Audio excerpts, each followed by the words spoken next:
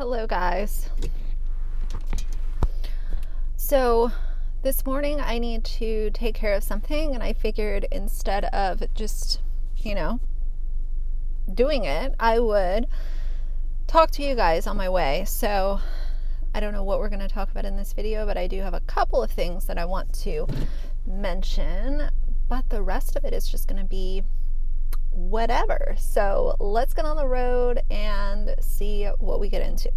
So did you guys happen to see that Dunkin' and Starbucks, neither one of them is bringing a gingerbread latte for holidays this year? And I just, I look at Starbucks especially, and I'm like, what are y'all thinking? I mean, okay, I get it. I'm not like a coffee connoisseur or anything, but it seems to me that a lot of people like the gingerbread latte at holiday time. So if it's something that performs well, why wouldn't you bring it back seasonally? I don't get it. And Dunkin' actually did a really good job with their gingerbread latte. But I looked online and it looks like it's not on their menu. So I have not a clue, unless they're bringing it back and it just wasn't listed where I was looking. But it seems to me that nobody has a gingerbread latte this year. I guess I could also check Pete's, but I remember last year, some of you guys might remember the little review that I did on the Pete's. I think they called it the Holiday Spice. Holiday Spice Latte. I did not like it at all. It just, from what I remember, there was nothing like holiday about it. Seems like I might need to learn how to make gingerbread lattes at home. We don't even have like a coffee, we don't make coffee at home, so I would literally have to buy like everything in order to make it, and I just don't think that's worth it for something that I have seasonally, I feel like that would be a big waste of money. And my boyfriend would probably be like, what the hell are you doing building a barista in our house? I mean, he wouldn't care, but it would be a waste of money. So anyway, it's so gloomy outside today. Today is one of those days where it kind of just feels like the perfect day to snuggle up, watch movies, or whatever, watch YouTube or whatever it is that you watch. It just feels like one of those days. It's not super cold here, but it's definitely chillier than it has been the last few days. We ended up taking Axel yesterday to a place where he hasn't been, and he really liked it. It was just we took him in the woods, and essentially we kind of we didn't hike, that's a stretch, but we went down this kind of steeper decline, and then it drops you where this path is. So we walked on the path with him, and then there were a couple of little creeks that ran through with bridges over them. So that was a lot of fun. He really likes anytime we take him for a new adventure. So many things to smell and check out. So it was really nice. It's really funny because I watch so much true crime stuff. If I'm not filming a video or watching something that I want to focus on, in the background, my TVs are always on some kind of Dateline or Investigation Discovery, Oxygen, that show Snapped. It runs all day sometimes. So I feel like because I watch so much of that stuff, I was when we were in the woods yesterday, I said to my boyfriend, you know, because he rides BMX and mountain bikes year round, and I told him, I was like, I'm waiting for the day when you're on a ride and you find something in the woods that like looks like, you know, because you always see like John was walking his dog in the woods and came across a skeleton or a bone of some sort, and a lot of times it's just someone random walking through the woods who helps solve some of these cold cases, which is really crazy to think about. But it is kind of crazy when you think about how something as simple as walking your dog can turn into solving a cold case that, you know, has been unsolved for 20 or 30 years. That's just so incredible to me. So I had filmed a video talking about YouTube removing the dislike visibility from the platform, and I'm glad that I did that video because a lot of you guys, number one, a lot of you guys agreed with me, but on the flip side, you guys mentioned stuff that I didn't think of, and it just opened up a really good conversation. Those are my favorite videos to do. But a lot of you guys made a really good point, and it's something that I've thought about for a while now. And it's just the fact that YouTube is not what it was even a couple of years ago. I feel like YouTube has just gotten to this place where it seems like there are just so many hypocrisies and so much infighting going on among small creators. There's subscribers going at it with each other, people going real life. And for a lot of us, it feels like some days YouTube just isn't an enjoyable place to spend a chunk of your day. And I know that a lot of you guys feel the same way about that. And it kind of makes me sad. You know, I always do my best to, even if I'm sharing opinions that are a little bit more serious in nature, I never try to create a whole lot of negativity by encouraging, you know, you guys to attack anyone. Like, and you know, all that I can control is myself and what I'm talking about. I'm back. I had to stop. I ended up stopping the video earlier because it started to rain a little and I didn't feel like continuing. So now here we are, all done. What I started to talk about earlier is, are commentary channels ruining YouTube? This is a big kind of topic of discussion. So I know a lot of people hate commentary channels. They don't understand the point of it. They look at it as a YouTuber tearing another YouTuber down, and I've seen it all. I also think that it has obviously a lot to do with the type of coverage that's being done. I've seen some commentary channels cover things that I wouldn't personally cover. Does that mean that it's wrong? No. Do people still think that I'm the moral police? Yes. They will continue to do that forever. But all I am is a girl that has opinions.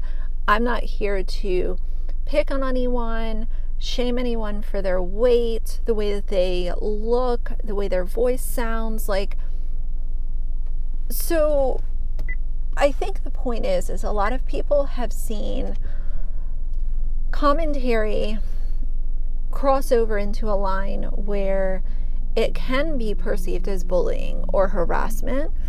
And unfortunately, until YouTube decides to actually abide by their own terms of service, my back itches. Until YouTube decides to abide by their own terms of service and actually take in reports, review them, and figure out what to do with YouTubers that are breaking terms of service, I don't think that it's going to stop anytime soon. So I don't believe that commentary channels are ruining YouTube. I don't, because I choose to watch the channels that are not doing things that I consider cruel. I personally watch channels that I feel good supporting. I'm not watching any commentary channel that is being a jerk about the topics that they cover. So it all goes back again. I always talk about social media currency. Why do I talk about social media currency so much? Because it's the only way as of right now that you can make sure that your time isn't being wasted, so that you don't feel like you're consuming content that makes you feel negative about yourself or about the topics that are being discussed. But YouTube really does need to get a hold of how they're going to handle a lot of the negativity that happens online. Removing the visible dislikes ain't it. That's not going to do anything. They need to keep an eye on, and it's not even really big creators. The really toxic stuff that I see is typically from YouTube channels that have less than 30,000 subscribers. So it's the smaller groups that really go above and beyond with being cruel. And I'm not sure if it's because they feel like they have a small channel, so YouTube isn't watching them like they're watching a bigger creator, so they feel like they can get away with it. I'm not sure the exact reason why, but YouTube definitely needs to get a handle on how they review videos that have been flagged for breaking terms of service. There needs to be a better system in play. One of you guys was telling me about, you didn't mention the channel name, but there's a YouTuber who makes really gross content, and if you try to give any criticism, then they flip out on you. And the only way that you could voice your distaste for the content that was being made would be to leave a dislike, and now YouTube has gotten rid of that. So I feel your frustration. I know, I definitely know firsthand what it feels like to have some things that are not nice said about you. And that's part of doing YouTube, unfortunately. That's part of being online. But if we're going to talk about YouTubers being protected, taking away the visible dislikes is completely null and void, in my personal opinion. It's just stupid. Who are we really helping here? Nobody. I just keep going back to the idea of, I really wish that we could just get to the point where opinions are not taken so seriously. If you consider yourself a commentary channel, even if you feel like you're doing the right thing and you're playing by the rules, opinions will always be taken out of context. Words will always be put into your mouth, and narratives will always be spun by at least a few people just because they don't like you. And it's unfortunate, but take the bad with the good and you keep going. And there's been a few people that have come to me and said, oh, who do you think you are, sitting on your high horse? Are you the moral police of YouTube? No, I'm not the moral police of YouTube, but I can tell you with certainty that a lot of the things that I choose to discuss on my channel, I would never, ever do myself.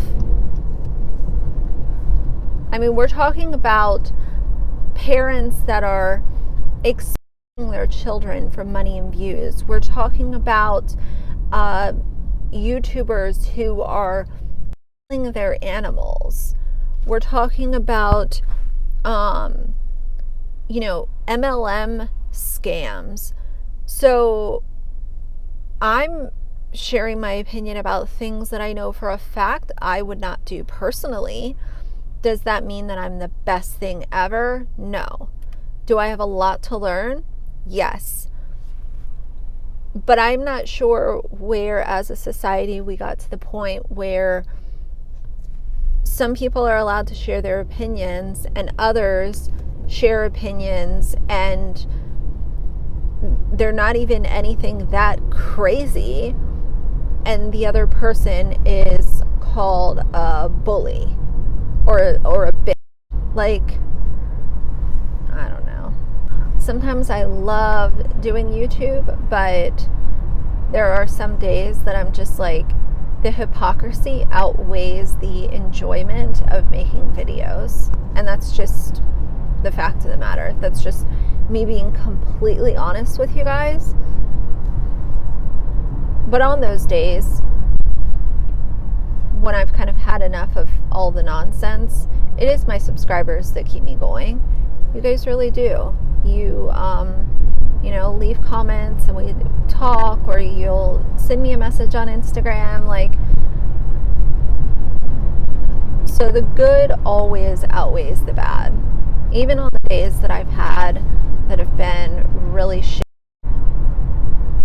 I always think of that 99 to 1 comparison. And when you have over 12,000 subscribers, there's going to be quite a few when you think of that same comparison, 99 to 1. So,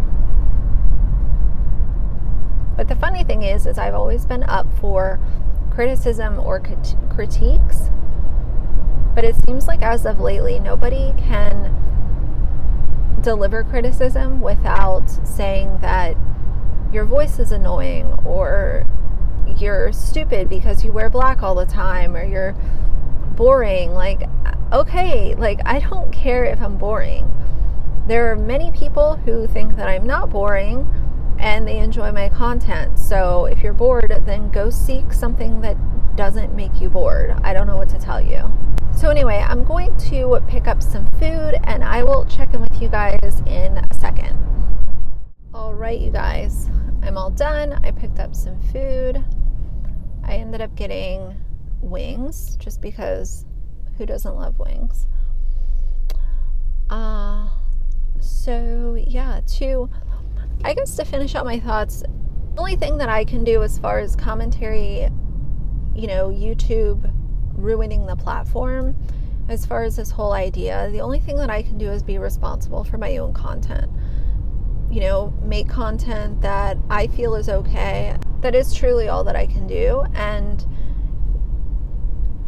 if me reminding my subscribers to utilize their social media currency in a fulfilling manner is me being righteous, or being called a bitch, or whatever kind of nonsense people want to say, it is what it is. People are going to think what they want to think, and there are a million other commentary channels on YouTube. I don't look at many of them as the moral police. Now, if you want to talk about a commentary channel holding everyone accountable, and then it comes out that they have skeletons in their closet, then that's quite another story. But as far as the ones that I consume and enjoy, I don't feel like any of them are contributing to quote unquote ruining YouTube. But I am at the point where I just kind of get a chuckle when people come in my comments and they're like, oh, what is your channel about? Tearing others down? And I'm like, if you consume my content and you think that I'm tearing someone down, then obviously you haven't seen very much stuff on YouTube, because there are definitely channels out there that tear others down.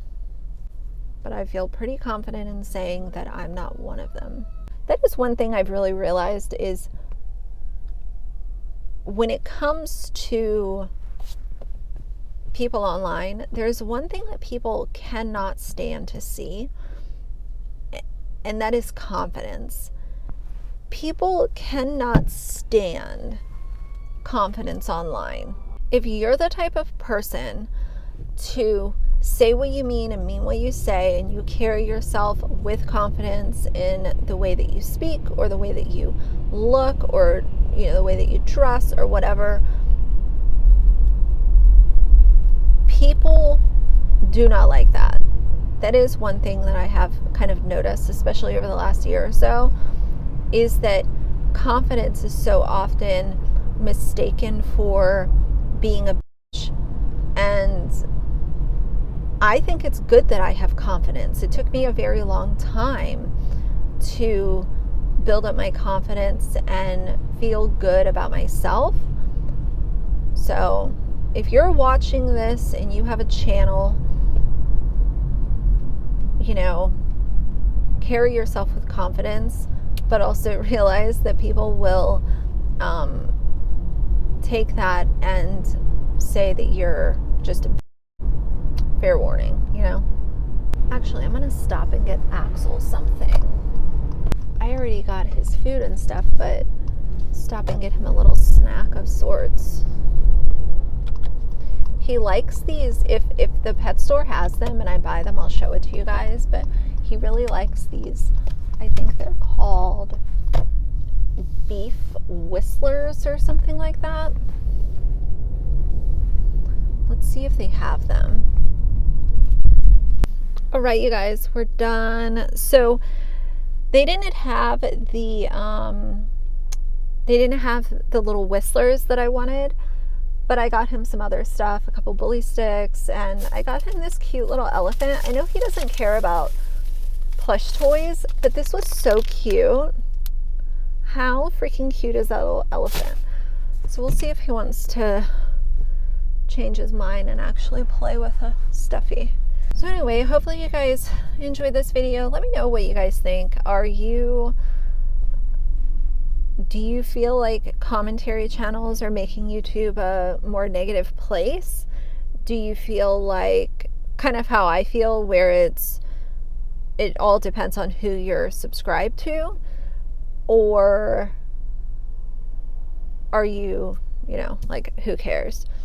It is unfortunate, though, when you think about how YouTube has the potential to be a really cool place, but then you see all the infighting and negativity happening, especially within some of the smaller channels, and it ends up driving subscribers away. And instead of sitting on YouTube, they will go to other platforms to spend their free time. Instagram, TikTok is huge. So anyway, I am on the side of it depends who you're listening to.